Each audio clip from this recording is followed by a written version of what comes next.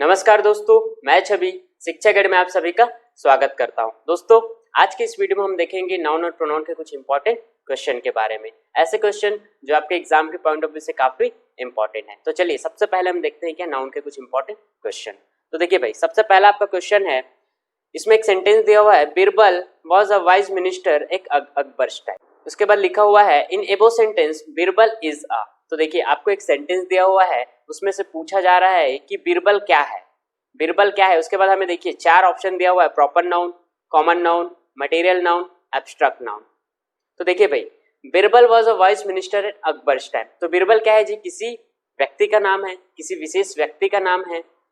तो आपका बीरबल, बीरबल क्या होगा यहाँ, आपका क्या होगा जी, प्रॉपर नाउन होगा। क्योंकि प्रॉपर नाउन का अगर परिभाषा बोलूं तो प्रॉपर नाउन क्या बोलता है, किसी विशेष व्यक्ति, वस्तु अथवा स्थान के नाम को हम बोलते हैं क्या, प्रॉपर नाउन। तो देखिए भाई, यहाँ आपका बीरबल, बीरबल किस तरह से एक्ट हो रहा है जी, प्रॉपर नाउन की तरह एक्ट हो रहा है। ठीक, तो हमारा करेक्ट आंसर क्या होगा, ए, प्रॉपर नाउन।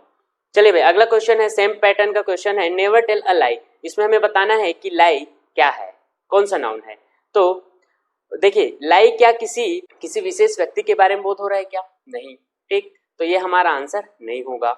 लाई क्या किसी जाति के बारे में बोध करा रहा है क्या, नहीं, तो ये भी हमारा आंसर नहीं होगा। लाई क्या किसी मटेरियल के बारे में बोध करा रहा है क्या, किसी मटेरियल का नाम है क्या, नहीं, तो ये भी हमारा आंसर नहीं होगा। तो हमारा करेक्ट आंसर क्या होगा, डी, एब्स्ट्रैक्ट नाउन। अगर आपने एब्स्ट्रैक्ट नाउन का परिभाषा पढ़ा होगा तो उसमें लिखा हुआ है कि वह सब जो किसी क्रिया, गुण अथवा अवस्था का बोध करे, क्या क्या, किसी क्रिया, गुण अथवा अवस्था का बोध करे, वो होता है क्या, हमारा एब्स्ट्रैक्ट नाउन। और यहाँ देखिए, लाई आपका क्या है, क्रिया है, झूठ बोलना क्या है, आपका एक क्रिया है, तो क्रिया का बोध करा रहा है, तो ये हमारा करेक्ट आंसर क्या होगा, डी, एब्स्ट्रैक्ट नाउन। चलिए भाई, अगला क्वेश्चन है, सेम पैटर्न का क्वेश्चन है, पोवर्टी इज अ कर्स। इसमें हमें बताना है कि पोवर्टी कौन सा नाउन है।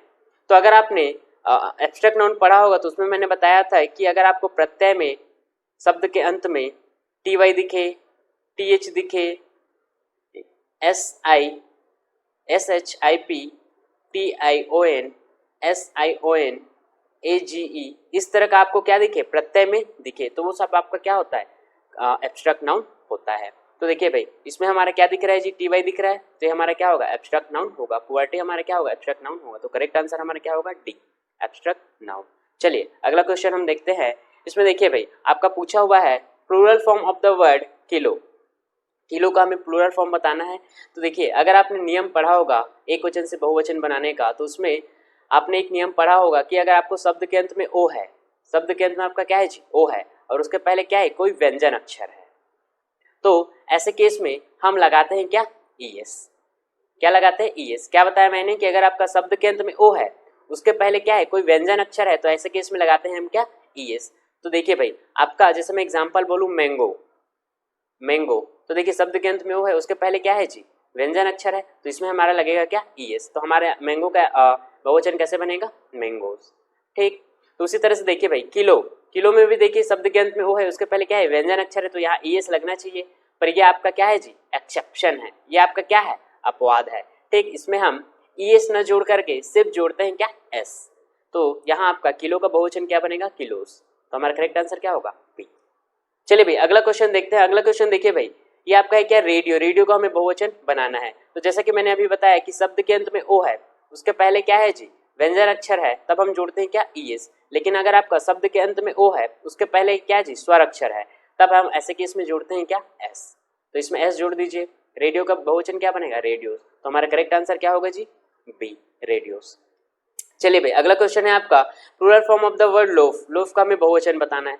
तो अगर आपने नियम पढ़ा होगा, अगर आपको शब्द के अंत में एफ या एफ ही दिखे, तब ऐसे केस में हम एफ या एफ को हटाकर उसके जगह लिखते हैं क्या, वी, और उसके बाद हम उसमें जोड़ देते हैं क्या, ईएस। तो देखिए भाई, आपका इसमें एफ को हटा के ये वी ई एस जोड़ दीजिए, फिर क्या बन जाएगा, बहुवचन बन जाएगा। तो ये किस तरह से बनेगा जी, कुछ इस तरह से बनेगा। देखिए कौन सा दिख रहा है आपको, तो हमारा ए, करेक्ट आंसर क्या होगा, ए, लोफ का बहुवचन लोव्स। चलिए अगला क्वेश्चन है हमारा, थीसिस। देखिए भाई, ये आपका एक ग्रीक वर्ड है। ठीक, तो इसमें अगर आपको शब्द के अंत में अगर आपको आईएस दिखता है, ठीक, तो इसका आपका बहुवचन कैसे बनता है जी, आईएस की जगह हम लिखते हैं क्या, ईएस। तो इसका बहुवचन कैसे बनेगा, टी एच ई। देखिए आईएस, आईएस हट जाएगा, इसकी जगह हम लिखेंगे क्या जी, ईएस। तो इसका बहुवचन बनेगा कैसे, इस तरह से, थीसिस, थीसिस। तो हमारा करेक्ट आंसर क्या होगा जी, देखिए कौन सा मैच हो रहा है, तो हमारा करेक्ट आंसर क्या होगा, बी, ठीक। चलिए अगला क्वेश्चन हम देखते हैं। अगला क्वेश्चन देखिए भाई, ये रूफ का हमें बहुवचन बताना है। तो जैसे कि मैंने बताया कि आपका एफ या एफ दिखे शब्द के अंत में, तब हम उसके जगह लगाते हैं क्या, उसको हटाकर लिखते हैं क्या वी, और उसके साथ हम जोड़ देते हैं क्या ई एस।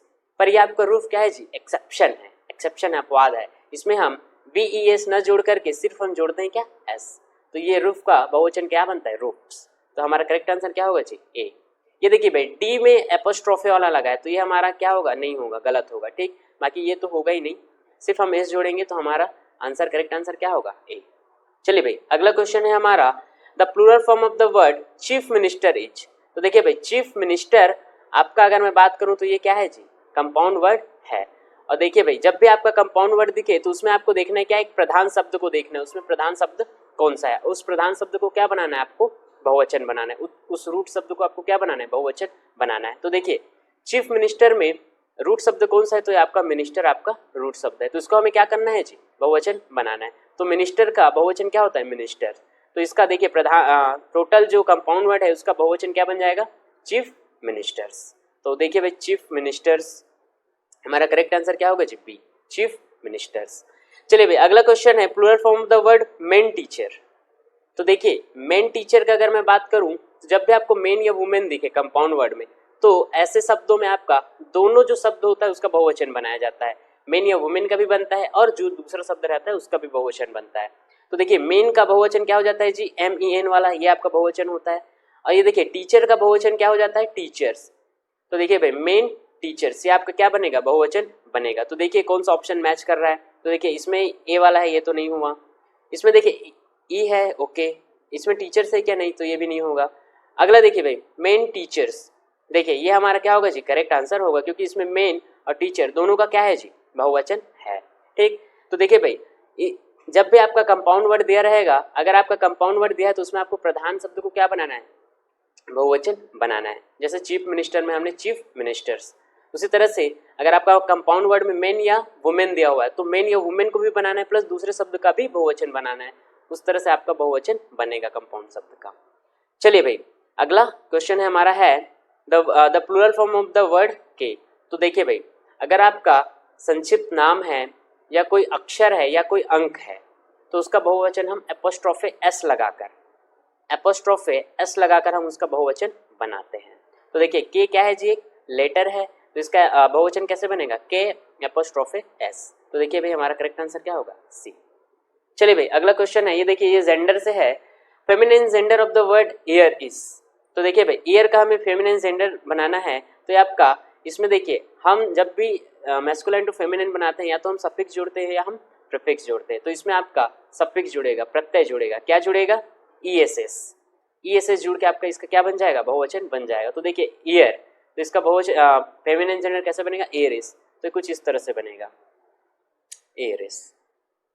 उसी तरह से देखिए अगला क्वेश्चन है आपका पृष्ठ, इसमें भी आपका ईएसएस जुड़ के क्या बनेगा जी, फेमिनाइन बनेगा। तो ये आपका क्या हो जाएगा, पृष्टिस, ठीक। तो ये आपका एरिस और ये आपका पृष्टिस, फेमिनाइन जेंडर। अगला क्वेश्चन है आपका, इसमें भी आपका फेमिनाइन जेंडर पूछा है, ब्राइड ग्रूम। ब्राइड ग्रूम मतलब होता है भाई दुल्हा, तो इसका स्त्रीलिंग क्या होगा, फेमिनाइन जेंडर क्या होगा, दुल्हन। तो दुल्हन को इंग्लिश में बोलते हैं क्या, ब्राइड। तो ये हमारा ब्राइड आंसर होगा। अगला क्वेश्चन है आपका masculine gender of the word C monkey. तो सी मंकी का हमें मैस्कुलाइन जेंडर बनाना है, ये आपका फेमिनाइन जेंडर है, इसका हमें मैस्कुलाइन जेंडर बनाना है। तो सी मंकी देखिए भाई इसमें आपका प्रीफिक्स जुड़ा हुआ है, सी प्रीफिक्स जुड़ा हुआ है, तो इसको हम हटा करके क्या लिख देंगे, ही लिख देंगे। तो ये हमारा इसका जो मैस्कुलाइन जेंडर कैसे बनेगा, ही मंकी। तो हमारा करेक्ट आंसर क्या होगा जी, ही मंकी। चलिए भाई अगला क्वेश्चन है आपका, द वर्ड कजन डिनोट्स। तो कजन देखिए, कजन आपका स्त्रीलिंग और पुल्लिंग दोनों के लिए उपयोग किया जाता है, फेमिनाइन जेंडर और मैस्कुलाइन जेंडर दोनों के लिए प्रयोग किया जाता है। तो कजन किस तरह से क्या हुआ जी, कजन आपका हुआ क्या, एक उभयलिंग हुआ, कॉमन जेंडर हुआ। तो हमारा करेक्ट आंसर क्या होगा, डी, कॉमन जेंडर। चलिए भाई अगला क्वेश्चन हम देखते हैं। देखिए इसमें आपका देखिए पेयर में दिया हुआ है, आपको पूछा है which contains and incorrect pair, आपको इनकरेक्ट पेयर के बारे में बताना है। इसमें आपको मेल और फीमेल दोनों का वो दिया हुआ है, पेयर दिया हुआ है, उसमें आपको इनकरेक्ट पेयर को बताना है। तो चलिए एक एक करके हम देख लेते हैं। ऑप्शन ए बॉय गर्ल सही है भाई, किंग क्वीन ये भी इसमें सही है, प्रिंस प्रिंसेस ये भी आपका सही है, मतलब ये ऑप्शन हमारा नहीं होगा क्योंकि ये सारा पेयर क्या है, करेक्ट है, हमें इनकरेक्ट पेयर देखना है, तो ये हमारा करेक्ट पेयर है, मतलब ये हमारा आंसर नहीं होगा। देखिए भाई, वेलेट मतलब होता है क्या, नौकर, चैम्बरमेड मतलब होता है नौकरानी, तो ये सही है, ग्रूम मतलब होता है दूल्हा, ब्राइड मतलब दुल्हन, ये भी सही है, विजर्ड मतलब जादूगर, विच मतलब जादूगरनी, ये भी सही है, तो सारा पेयर सही है, मतलब ये हमारा आंसर नहीं होगा। अगला देखिए, लॉर्ड मतलब स्वामी, लेडी मतलब स्वामिनी, ये भी सही है, नीस आपका भतीजी, नेफ्यू आपका भतीजा, तो ये भी हमारा क्या है जी, सही है।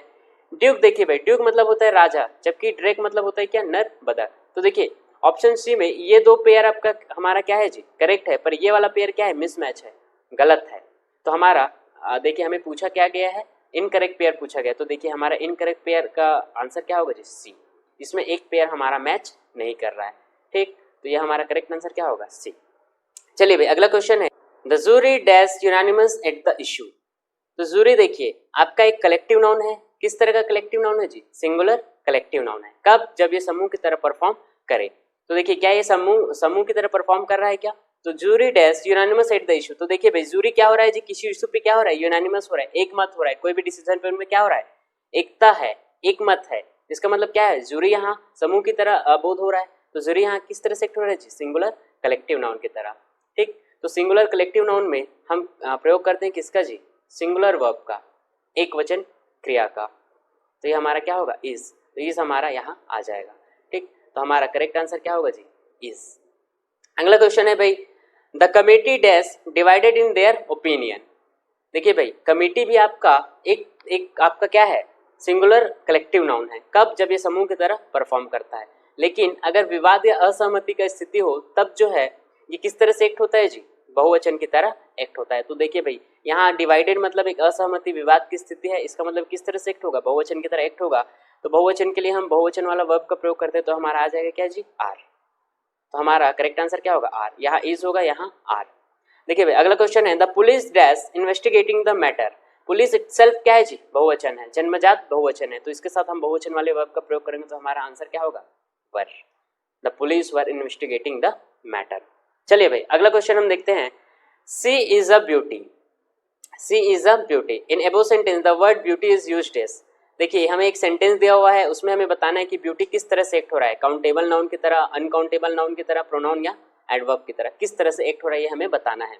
तो अगर मैं ब्यूटी का बात करूं तो ये आपका ब्यूटी जो है आपका काउंटेबल नाउन भी है और अनकाउंटेबल नाउन भी है। देखिए ये आपका अनकाउंटेबल नाउन कब होगा, जब इससे हमें क्या हो जी, हमारी इंद्रियों को क्या हो, प्रसन्नता का अनुभव हो, जैसे मैं बोलूं द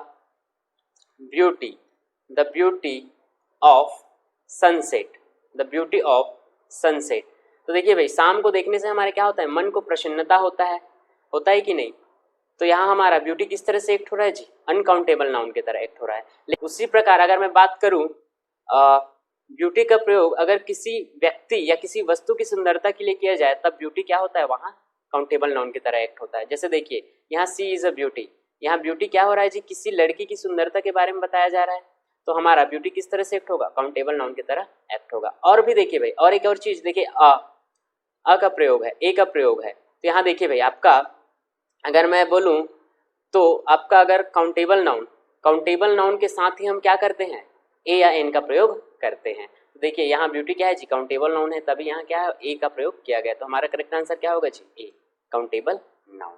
यहाँ ब्यूटी किस तरह से एक्ट हो रहा है, तो काउंटेबल नाउन की तरह एक्ट हो रहा है। चलिए अगला क्वेश्चन है, which of the following word is singular, तो देखिए भाई इसमें से हमें बताने की कौन सा सिंगुलर है। तो देखिए अगर मैं बात करूं सीजर्स, स्पेक्टल्स, टंग्स, तो ये आपका इटसेल्फ प्लूरल है भाई, ये क्या है, अपने आप पे बहुवचन है। अगर मैं बात करूं न्यूज, तो देखने में ये भले बहुवचन की तरह लग रहा है, पर है ये क्या, सिंगुलर। तो देखिए हमारा करेक्ट आंसर क्या होगा, डी, न्यूज। चलिए भाई अगला हम अब कुछ इंपॉर्टेंट प्रोनाउन के क्वेश्चन देखते हैं। तो हमारा पहला क्वेश्चन है, the word my belongs to which pronoun, हमें बताना है कि माई जो है कौन सा प्रोनाउन से संबंधित है, personal pronoun, reflexive pronoun, demonstrative pronoun या रेसिप्रोकल प्रोनाउन। तो अगर आपने प्रोनाउन के बारे में पढ़ा होगा, पर्सनल प्रोनाउन के बारे में पढ़ा होगा, तो पर्सनल प्रोनाउन का क्या है जी, पॉजिटिव केस है, पॉजिटिव एडजेक्टिव है, तो हमारा आंसर होगा क्या, ए, पर्सनल प्रोनाउन। माई जो है भाई पर्सनल प्रोनाउन से संबंधित है। अगला क्वेश्चन है, the word ourselves belong to which pronoun.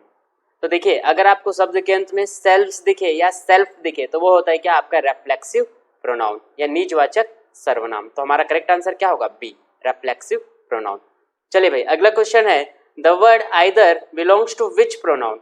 तो अगर आपको आइदर बोलूं, नाइदर बोलूं, एनीवन बोलूं, नन बोलूं, इच बोलूं, ये सारा आपका होता है क्या, डिस्ट्रीब्यूटिव प्रोनाउन। तो हमारा करेक्ट आंसर क्या होगा जी, ए, डिस्ट्रीब्यूटिव प्रोनाउन।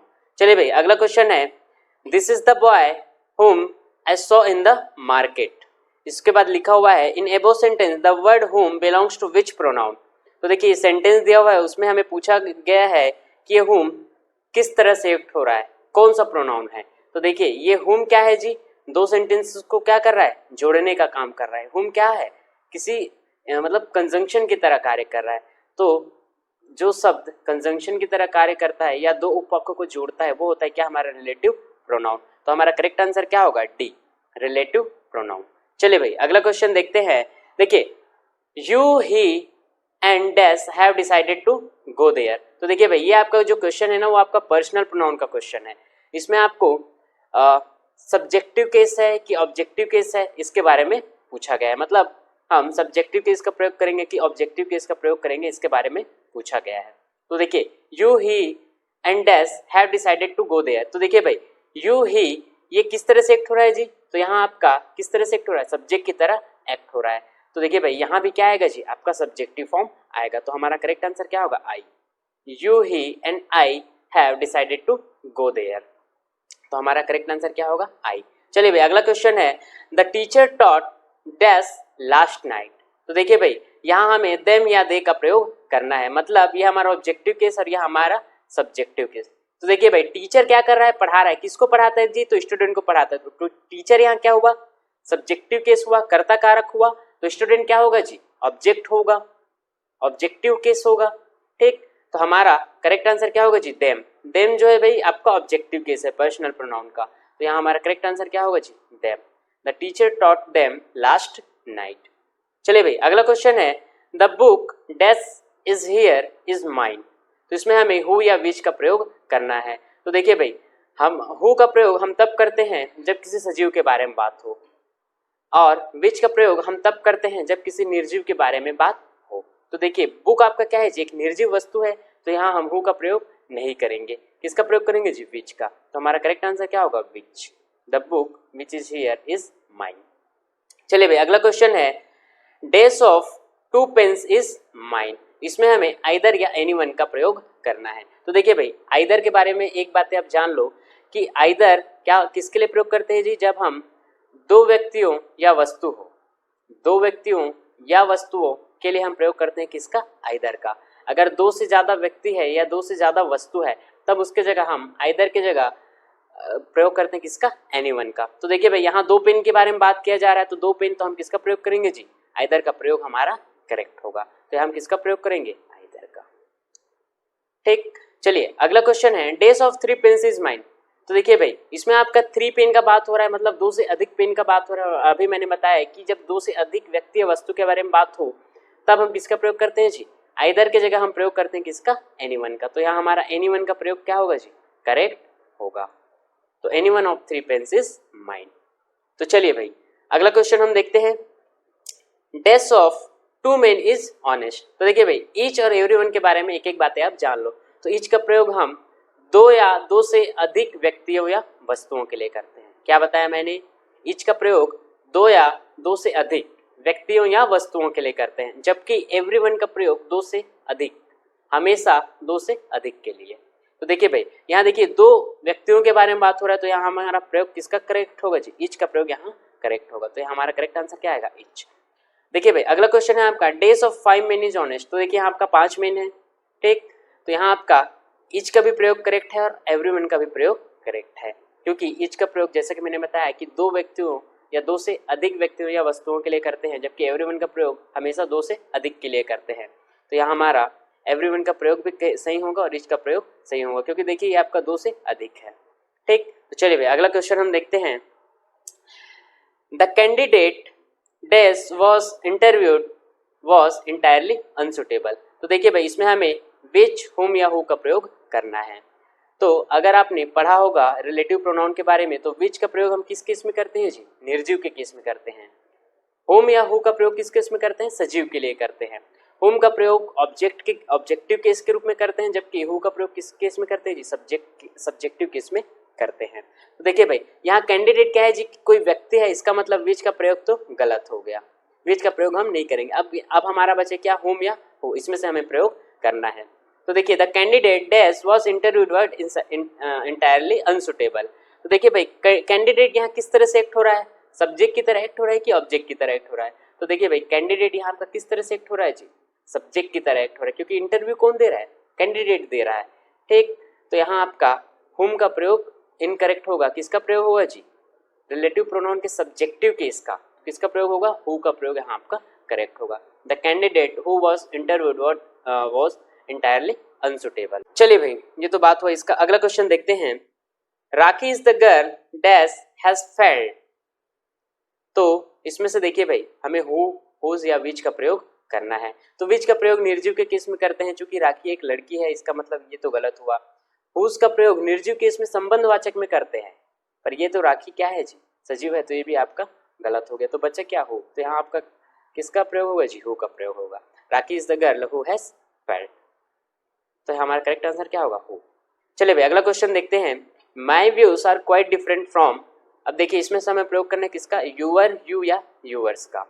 तो यहाँ देखिए भाई, आपका पॉजिटिव प्रोनाउन का प्रयोग होगा, क्योंकि इसके बाद देखिए कोई सब्जेक्ट नहीं है, तो यहाँ आपका पॉजिटिव प्रोनाउन किसका जी? यूअर्स का प्रयोग होगा। तो हमारा करेक्ट आंसर क्या होगा? यूअर्स। न ही यूअर का और न ही यू का प्रयोग होगा। किसका प्रयोग होगा? यूअर्स का। यहाँ यूअर्स का मतलब यूअर व्यूज इस तरह का है। तो my views are quite different from yours या यूअर व्यूज। ठीक, तो हमारा करेक्ट आंसर क्या होगा? यूअर्स। अगला क्वेश्चन है भाई, देखिए अगला क्वेश्चन जो दोनों है ना, वो आपका इंडेफिनिट प्रोनाउन से है। तो देखिए, someone has done dash duty, one should do dash duty. तो देखिए, अगर आपने पढ़ा होगा इंडेफिनिट प्रोनाउन या निश्चयवाचक सर्वनाम, तो उसके अंतर्गत क्या क्या आता है जी? One, someone, somebody, nobody, anybody, ये सारा आपका क्या है जी? संबंधवाचक सर्वनाम है। ठीक, तो सबसे पहले देखिए भाई, अगर मैं वन का बात करूं, तो वन अगर आपका सब्जेक्ट की तरह एक्ट होगा, वन अगर आपका सब्जेक्ट की तरह एक्ट होगा, तो इसके पॉजिटिव केस में हम प्रयोग करते हैं किसका? करते हैं जी? वंस का। हमेशा किसका प्रयोग करते हैं? वंस का। कब? जब ये वन जो है सब्जेक्ट की तरह एक्ट होगा। तो हमारा करेक्ट आंसर क्या होगा जी? वंस। ठीक, उसी तरह से अगर वन को छोड़कर बाकी दूसरा जो इंडेफिनिट प्रोनाउन है, समवन, समबडी, नोबडी, एनीबडी, इस तरह का ये सारी चीजें अगर सब्जेक्ट की तरह एक्ट हो, ठीक, तब हम इसके केस में वंस का प्रयोग नहीं करते हैं। किसका प्रयोग करते हैं जी? हिज या हर का प्रयोग करते हैं। अगर फेमिनाइन है तो हर का, अगर मैस्कुलाइन है, पुल्लिंग है तो हिज का, अगर जेंडर स्पष्ट नहीं है तब भी हम किसका प्रयोग करते हैं? हिज का प्रयोग करते हैं। तो देखिए भाई, इसमें देखिए समवन से क्या जेंडर स्पष्ट हो रहा है क्या? नहीं। ठीक, तो यहाँ हमारा किसका प्रयोग होगा जी? हिज का प्रयोग हमारा यहाँ करेक्ट होगा। तो someone has done his duty, one should do once duty. ठीक, तो आई होप दोस्तों ये क्लास आपको समझ आया होगा। अगर आपको समझ आया होगा तो please like, share and subscribe जरूर करें। बहुत बहुत धन्यवाद।